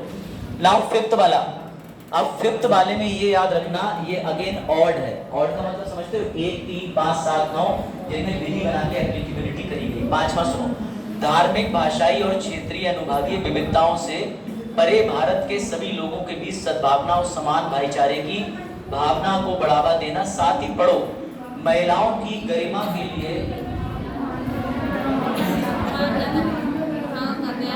ये सब आप लोग इनसे पूछ लिया करो ना, लेक्चर के बाद इनके पास चले जाएगा, ठीक है? आप पूछ लिया करो, वो सब बताएंगे तो देखो हो गया, कोई डाउट हो तो सर से जाके भी लेक्चर के बाद पूछ लेना, कोई बात नहीं, बात नहीं, शुरू करें, वापस पढ़ लो, देख लो, फिर बनना तुम्हारी मर्जी, कोई बात नहीं, वो मन की तुम्हारी है बात, मत बताओ उनको, चलो देखो फिर मनोज शो। 5वीं वाली जो ड्यूटी है यानी मौलिक कर्तव्य है, उसको समझ लो, उसमें लिखा हुआ है, एक लाइन लिखी है, सुन लो, महिलाओं की गरिमा के लिए अपमानजनक प्रथाओं का त्याग करना। अब बहुत से ऐसी एक्टिविटीज होती हैं जहाँ पे फीमेल की अस्मिता पर कोई समस्या आ सकती थी, तो गवर्नमेंट स्ट्रिक्टली एक्शन दे रही है कि जो 5वीं ड्यूटी है उसके तहत हर हाल में लॉ बना करके महिलाओं की गरिमा को प्रोटेक्ट करना है। तो कैसे प्रोटेक्ट करना है, क्योंकि ये 5वें नंबर वाला है, तो इसके लिए सरकार ने ये बनाया है 153A का मतलब ये है कि बाहर माहौल बिगाड़ने की मंशा से हेट स्पीच देना, धार्मिक झगड़े या धार्मिक दंगे कराने के अनुसार अगर आपने स्पीच दी तो उसके लिए धारा 153A 295 है, और इसमें जो महिलाओं के लिए लिखा हुआ है उसके लिए तमाम धाराएं हैं, जैसे महिला अवशिष्ट, एक महिला है अशिष्ट उपबंध अधिनियम, उसके तहत कोई महिला के लिए करके अगर कोई डेरोगेटरी फोटो बनाएगा या मोबाइल में ऐसी फोटो रखेगा तो उसके लिए पनिशमेंट है। समझ में आई बात? पहले वाले मौलिक कर्तव्य के लिए पनिशमेंट है, तीसरे वाले के लिए, 5वें वाले के लिए छठा पढ़ो जो नैतिकता पे है, जिसके लिए कोई सजा नहीं मिलेगी। लिखा हुआ है देश की मिश्रित संस्कृति की, राज और अभिषेक देख लो ध्यान से, देश की मिश्रित संस्कृति की समृद्ध विरासत को महत्व दें, उसका संरक्षण करें। अगर आप मिश्रित विरासत, ये चीज समझ लीजिए, मिश्रित संस्कृति का मतलब ये है कि आप किसी हिंदू मुस्लिम के साथ दोस्ती रखना चाहें, अन्य धर्म के लोग रखें, अगर आप संस्कृति को बढ़ावा देना चाहते हैं दें, लेकिन आपकी इच्छा है कि आप किसी मुस्लिम से दोस्ती नहीं रख रहे या मुस्लिम हिंदू से नहीं रख रहा, तो कोई इसमें सरकार आपको सजा नहीं दे सकती। या आपका राइट है कि आपको किससे फ्रेंडशिप रखनी है, who are going to be your allies और who are going to be your friends, ये आपके ऊपर डिपेंड करता है। तो इसलिए नैतिक जिम्मेदारी बना करके छोड़ दिया। उसके बाद आ जाओ 7वीं वाले मौलिक कर्तव्य पर, जो ये कहता है कि जंगलों, झीलों, नदियों, और अभी बात करी थी टाइगर को लेकर, वन्य जीव आशय को लेकर, जीव सहित प्राकृतिक पर्यावरण की रक्षा सुरक्षा करें। तो सर रक्षा और सुरक्षा के लिए सरकार ने क्या किया है, तो ध्यान दो, रक्षा और सुरक्षा के लिए सरकार ने निकाला है पर्यावरण संरक्षण अधिनियम 1986, यानी इसको कठोर बनाया है। अब सर 8वें वाले पे आ जाओ, सुनो ये बड़ा इंटरेस्टिंग चीज है। 8वां वाला क्या लिखा है राहुल? 8वां वाला वैज्ञानिक सोच, मानवतावाद तथा जिज्ञासा एवं सुधार की भावना का विकास करें। अब वैज्ञानिक सोच का मतलब ये हुआ कि आपके ऊपर है, आप चाहो 10th में 12th में या जो भी आपकी स्ट्रीम है जो आप 11वीं क्लास में चेंज कर देते हो, चाहे कृषि ले लो, चाहे आप आर्ट ले लो यानी कला, चाहे आप कोई और विषय ले लो, ये आपके ऊपर है। सरकार आपकी सोच या फिर आपकी जिज्ञासा के बीच कभी बाधा नहीं बनता। आप जो स्ट्रीम लेना चाहे लें। वैज्ञानिक सोच को हमारी सरकार कैसे बढ़ाएगा? वो ऐसे बढ़ाएगा कि जब भी कभी चंद्रयान या गगनयान ऐसे मिशन लॉन्च होते हैं तो सरकार उन मिशन को बढ़ावा देती है। आपने देखा होगा कि सरकार फंडिंग भी करती है। बड़ी बड़ी विश्वविद्यालय जो है वो प्रोजेक्ट चलाते हैं कि अगर आप साइंस में तेज हो तो उनके साथ जाओ, ऐसा कोई एक्सपेरिमेंट में उनकी मदद करो। तो ये क्या है? अब अगर आप एक्सपेरिमेंट में नहीं जाना चाहो तो क्या सरकार जबरदस्ती भेज देती है? आपकी मर्जी।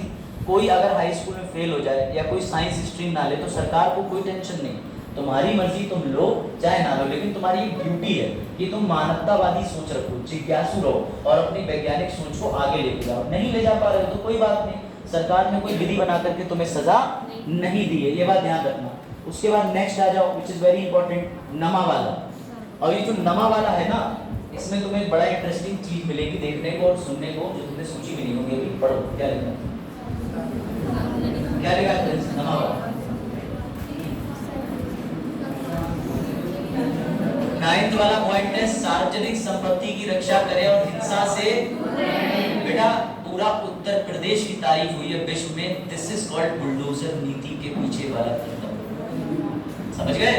ये वो है जिसमें सार्वजनिक संपत्ति की रक्षा करें और हिंसा से दूर रहे। दंगे में नागरिक की तो नागरिक की संपत्ति को नुकसान पहुंचाता है, तो सरकार ने कहा कि नागरिक जब कहेगा कि मेरा मौलिक अधिकार है तब हम कहेंगे तूने संपत्ति पर नुकसान पहुंचाया कैसे, अवैध संपत्ति पर कब्जा करा कैसे। इसलिए सरकार ने इस नमे वाले को सीरियसली ले लिया और बुलडोजर चलवा दिया। सर बुलडोजर कौन से अधिनियम के तहत है? म्युनिसिपैलिटी अधिनियम में बुलडोजर द्वारा संपत्ति गिराने का अधिकार सरकार को है, रिटन में, समझ लो। समझे बात को? तो मौलिक कर्तव्य से कनेक्शन जोड़ पा रहे हो कि बुलडोजर चल रहे हैं तो क्यों चल रहे हैं? सरकार बड़ा स्ट्रिक्ट है इसको लेकर के। 9वें नंबर वाला पॉइंट है विषम संख्या है। मैंने बताया ना कि विषम और सम वाला। 9वें में सरकार ने कहा कि कोई भी व्यक्ति किसी व्यक्ति की संपत्ति को नुकसान पहुंचा रहा है, उसका भी कर्तव्य है कि अपने पड़ोसी की संपत्ति को नुकसान ना पहुंचाए। उसने तो पड़ोसी की संपत्ति पर कब्जा ही कर रखा है, तो हम लेके आएंगे बुलडोजर और चला देंगे, कोई डाउट? और सरकार की भी संपत्ति पर कब्जा है तब भी चल जाएगा बुलडोजर। कितने लोग बुलडोजर नीति को सपोर्ट करते हैं? यूपीएससी में क्वेश्चन मिलेगा, बुलडोजर को सपोर्ट करेगा। इंटरनेशनली भी तुम्हें पता है ना, बुलडोजर को लेकर के सरकारों ने कहा अंतरराष्ट्रीय हिंदू और मुस्लिम छोड़ दो, आप ये कहो कि एक समुदाय के दूसरे समुदाय का घर उजाड़ दिया, यूपीएससी वाले बनो। सरकार ने इसलिए नहीं उड़ाया कि हिंदू मुसलमान हुआ, सरकार ने जब दंगाधारियों के खिलाफ धारा का एक्ट लिखा, उसके तहत उनकी संपत्ति चाहिए हिस्सा बटाया। इसलिए नहीं कि हिंदू और मुसलमान, ये ध्यान रखना। अगर ऐसा स्टेटमेंट दिया तो इंटरव्यू में तुम्हें घुमा देंगे दरवाजे।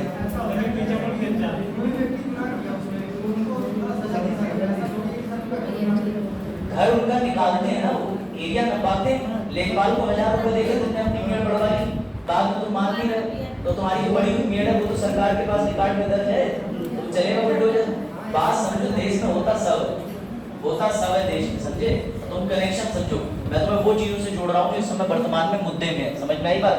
ध्यान समझे इधर दोनों लोग, समझ गए? क्या वो गले बटन क्यों लगा? ठंड लग रही? अच्छा नर्वस भी आदमी है ऐसे करता है। चल कोई बात नहीं यार, नर्वस ना हो। अब आ जाओ 10th वाला, अगला पढ़ो 10वां वाला 10th। ये ग्रीन से लिखा है, ये सम संख्या है, इवन, इस पे कोई रूल कोई सजा नहीं है। पढ़ो, समझ आ रहा है? क्यों समझ आ रहा है? व्यक्तिगत सामूहिक गतिविधि के सभी क्षेत्रों में उत्कृष्टता की दशा में प्रयास करें ताकि राष्ट्र लगातार प्रयास और उपलब्धि के उच्च स्तर पर पहुंच सके। मैं 3 बार यूनिवर्सिटी मेडल मार चुका हूँ, ये मेरे लिए। अगर मैं फेल भी हो जाता तब भी मेरा सरकार कुछ नहीं बिगाड़ती, नहीं समझे? कहने का मतलब ये जो 10th पॉइंट है ये कह रहा है कि तुम उच्चतम ज्ञान ज्ञान की सीमा तक जाओ।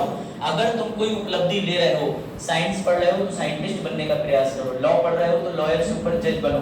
तो किसी भी फील्ड में अगर आप में से कोई यूनिवर्सिटी टॉपर है तो वो अपना ये वाला कर्तव्य भली भांति निभा चुका है। मैंने तो निभाया पिछले साल, देख टॉपर ऐसे। और गवर्नर मेडल भी मिला था मुझे, उसके लिए न्यूज़पेपर निकला था, लेकिन तब आप लोगों से परिचय नहीं था, तब आप लोग देखा नहीं हुआ हमारी उम्र का कोई लगा है नहीं। इंटर में टॉपर नहीं थे, सीबीएसई बोर्ड में 96 98 की वैल्यू नहीं है, मैं समझता हूँ। हाँ कितनी जल्दी है, थोड़ी है, पीटीसी में जाना काउंसलिंग करा लेता पता चलेगी कितनी है, तब है, तब आप परसेंटेज देखते हैं।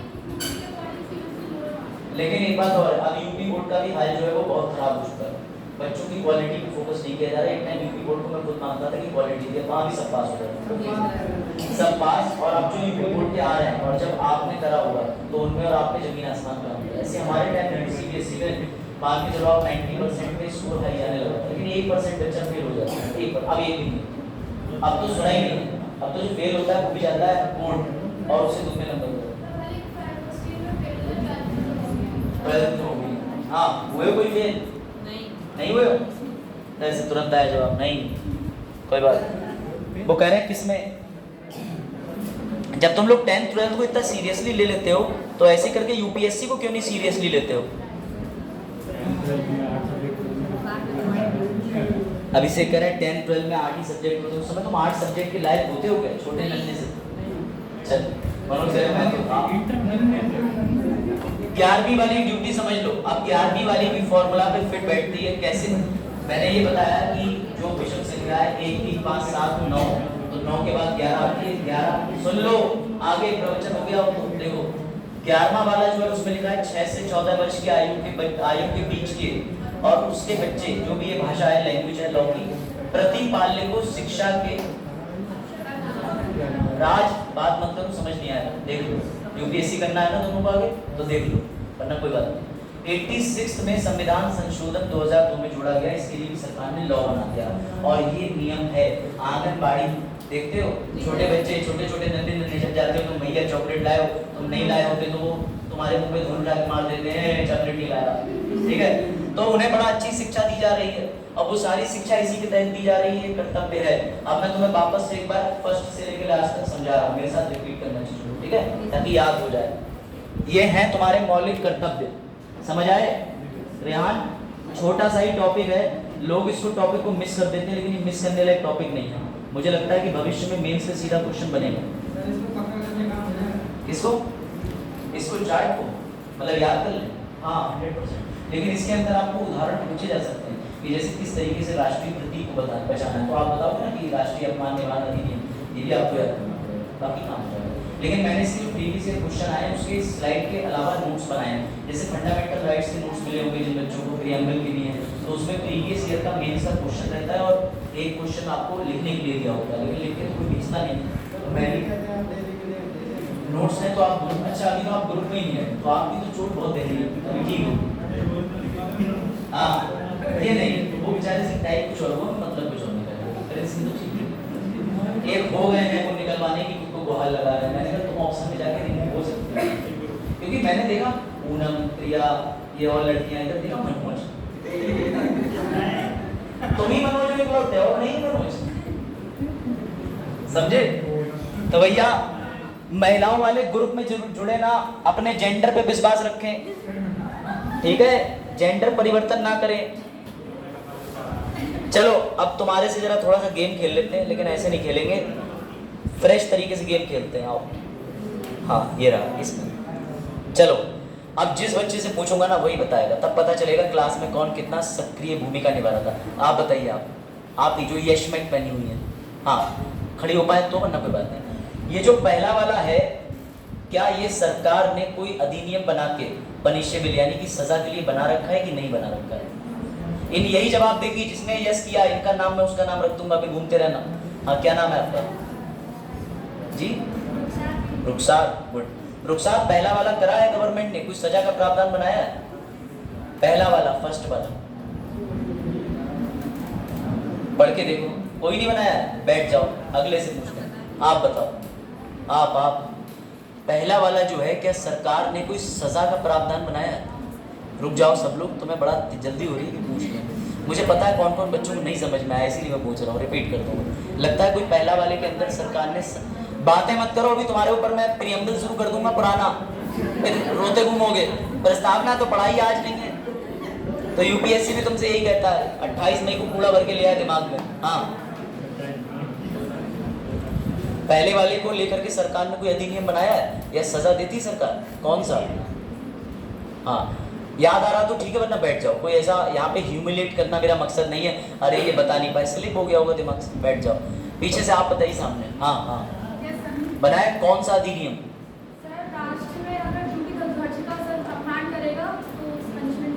क्लैप बजाओ। बढ़िया। राहुल कह रहे हैं मेरे लिए किसी ने नहीं बजाई थी, मैं भी हल्के बजाऊंगा। बजाई थी तुम्हारे लिए भी, बजाई थी मैंने छोड़ के, क्योंकि मैं तो घूम ही रहा हूँ इधर उधर। अब सुनो दूसरा वाला, बाद में समझाना ही नहीं, इन्हें खुद समझने दो। अपने फ्रेंड को समझा के उसके पैर पे कुल्हाड़ी मत मारो, उसे तड़पने दो, और उससे पहले एग्जाम निकालो, और उसके मुंह पे जाके मार्कशीट फेंक के मारो, देख तेरे बगल बैठ के एग्जाम निकाल लिया मैंने, तभी उसे इससे ज्यादा जलालत महसूस नहीं होगी। ज्यादा किसी को सच बता रहा हूँ, है? अच्छा, नहीं ईमानदारी से बता रहा हूँ, क्योंकि तुम उसे समझा नहीं रहे हो। तुम उससे ये कहो कि तू क्लास में क्या कर रहा था बैठ के, तब तुम हल्के से देख रहे हो कि मुझे समझ आ गया। ओए पता तुझे उस दिन वो पूछ रही थी, गई उसकी पढ़ाई, पूछने पूछैया में ही रह गए। फोकस होकर पढ़ो। अगर तुम्हें नौकरी चाहिए तो क्लास में आओ, वरना कतई मत आओ। बहुत काम है, बहुत काम है। मैं खुद सोच रहा था पहले, आज से 4 साल पहले टिक्की का ठेला लगाऊंगा, फिर माँ बाप ने पढ़ाने के लिए भेज दिया, अब सपना अधूरा रह गया। माँ बाप का चलो देखो, फिर से कोशिश करो, पढ़ने आए तो पढ़ो। नूरी सेकंड वाला बताओ, सेकंड वाले के लिए कोई सरकार ने लॉ बनाया या ये सिर्फ नैतिक जिम्मेदारी है? ठीक है, क्या कोई दिन ऐसा आ रहा है भी आजकल में जिसमें ये कोरिलेट कर पाए?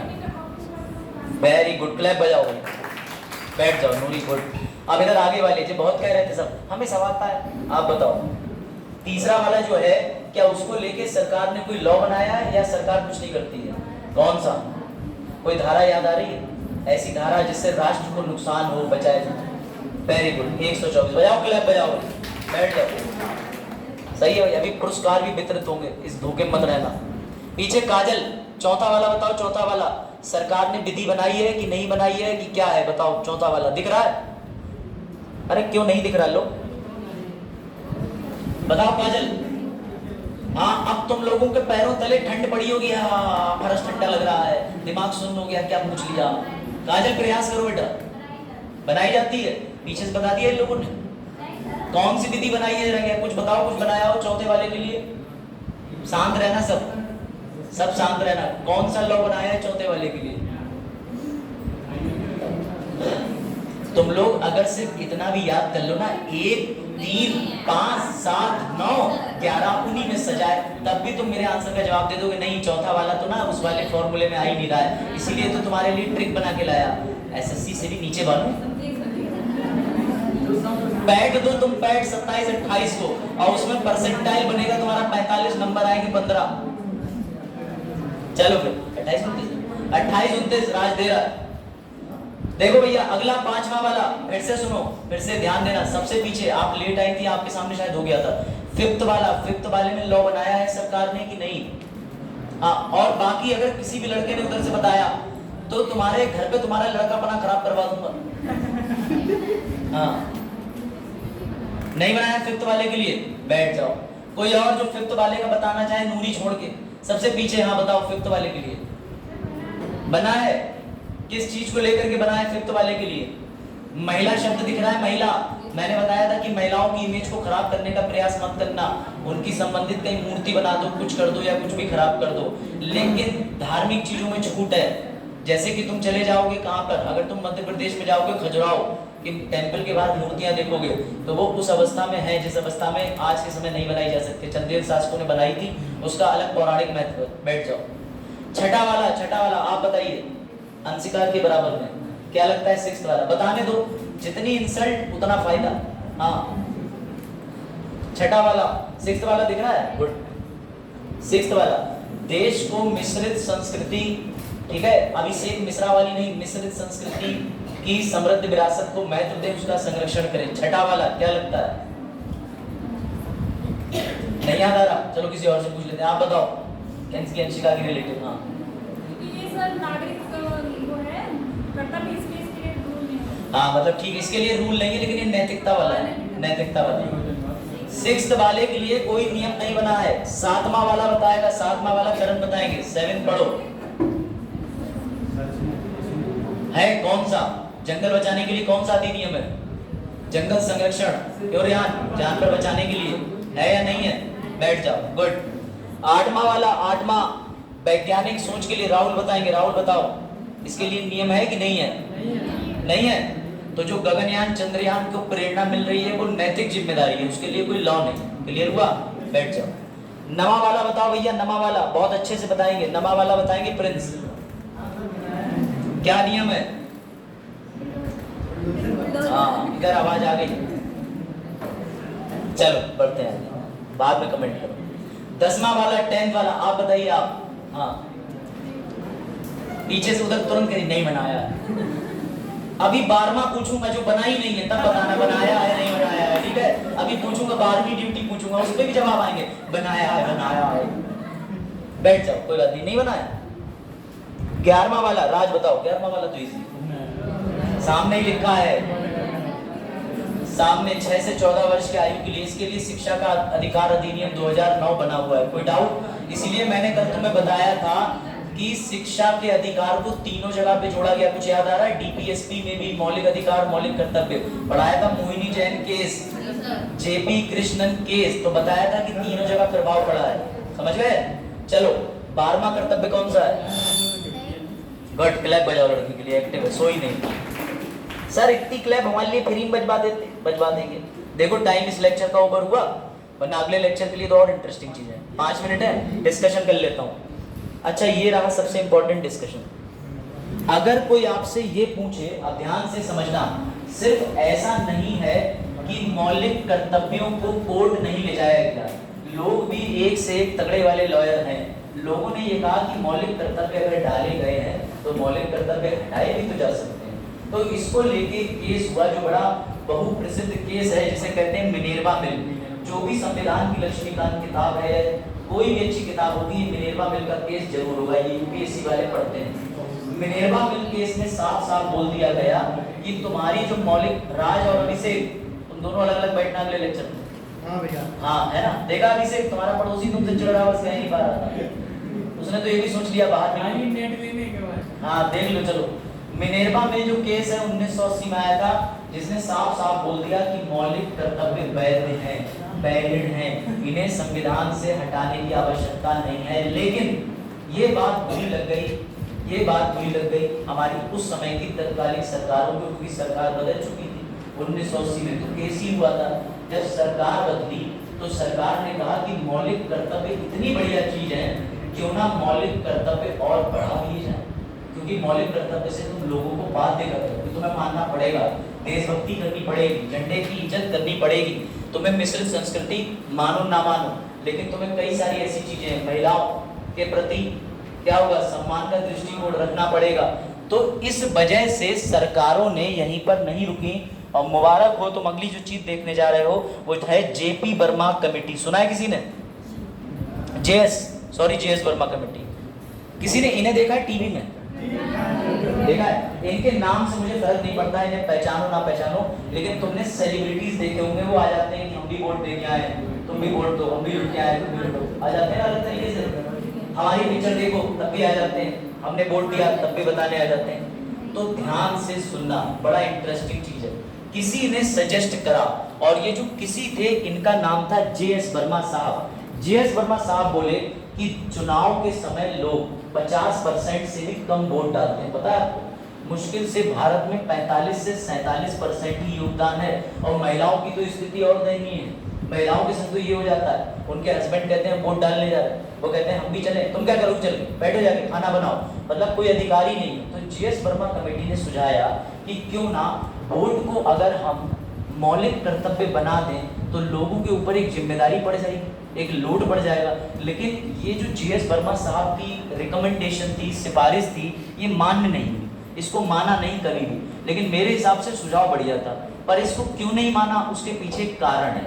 उन्होंने कहा कि चुनाव के समय आदमी स्वतंत्र होता है, मैंने बताया था अंशिका को लेकर कि चुनाव के समय संप्रभु होता है, ना आंतरिक रूप से ना बाह्य रूप से कोई कंट्रोल होता, जिसे चाहे वोट दो, जो चाहे वो करो। लेकिन अगर सरकार इसको मौलिक कर्तव्य बना देगी तो सरकार तुम्हें हो सकता है वोट देने के लिए मैनिपुलेट कर दे कि अगर तुमने मुझे वोट नहीं दिया तो मैं तुम्हें झूठे तौर पे इस धारा में फंसा दूंगा। तो इसीलिए जीएस वर्मा की इस सिफारिश को मान्य नहीं करा गया।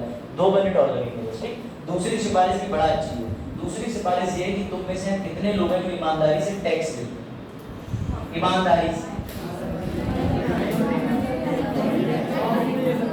सुन लो ध्यान से।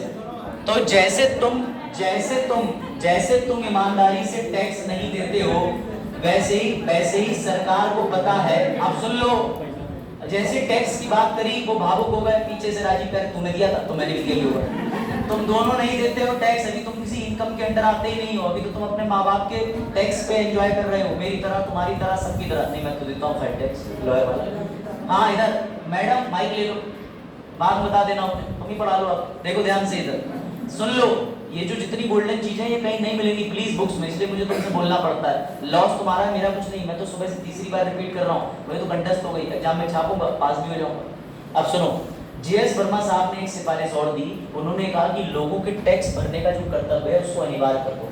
लेकिन इसमें भी एक समस्या आ गई कि अगर टैक्स भरना अनिवार्य कर देंगे तो भी सरकार टैक्स को लेकर के मनमानी वसूली कर सकती है। और आपने पहले ही देखा है कि टैक्स के नाम पे अनुच्छेद 38 के 2 में मोरारजी देसाई सरकार ने रेट डालने का अधिकार को अपने पास रख लिया, तो ये भी सिफारिश फेल हो गई।